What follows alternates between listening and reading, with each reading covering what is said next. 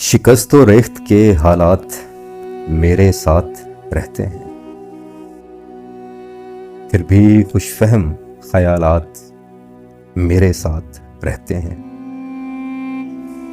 मुझे तन्हाई का एहसास तक होने नहीं देते। वो आंसुओं से ताल्लुकात मेरे साथ रहते हैं। वो जो निस्बत है मुझ नाचीज़ की अज़ शहरे मदीना, उसी निस्बत के कमालात मेरे साथ रहते हैं।